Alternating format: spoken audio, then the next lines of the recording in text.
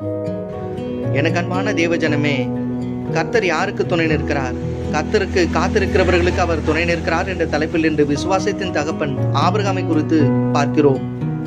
ஆதியாகமம் 12ஆம் அதிகாரத்தில் கர்த்தர் ஆபிரகாமை அழைக்கிறார்.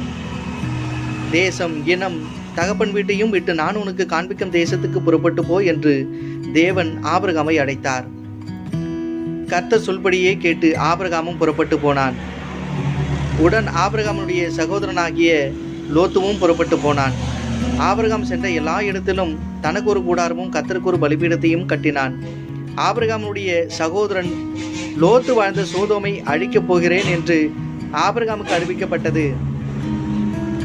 ஆதியாகமம் 18:22 ஆபிரகாம் கர்த்தருக்கு முன்பாக நின்று கொண்டிருந்தான் என்று வாசிக்கிறோம். ஆனால் லோத்துவோ ஆதியாகமம் 19:1 சோதோமின் வாசலிலே உட்கார்ந்திருந்தான் என்று வாசிக்கிறோம். ஆபிரகாம் கர்த்தருக்கு முன்பாக தன் கூடார வாசலிலே நின்று காத்து கொண்டிருந்தான். வாக்குத்தத்தம் நிறைவேறி அவனுடைய சந்ததி ஆசீர்வதிக்கப்பட்டது. ஆனால் லோத்துவோ சோதோமின் வாசலிலே உட்கார்ந்திருந்தான். அவனுடைய குடும்பத்தை இழந்தான். எனக்கு அன்பானவர்களே, நம்முடைய சந்ததி பாதுகாப்போடு ஆசீர்வதிக்கப்பட வேண்டும் என்றால் ஆபிரகாமை போல கர்த்தருடைய சமூகத்திலே நின்று காத்திருங்கள். பரியாசக்காரர்கள் உட்காரும் சோதோமின் வாசலிலே உட்காராமல் தேவனுடைய சமூகத்திலே காத்திருங்கள். கர்த்தர் உங்களை ஆசீர்வதிப்பாராக. ஆமேன்.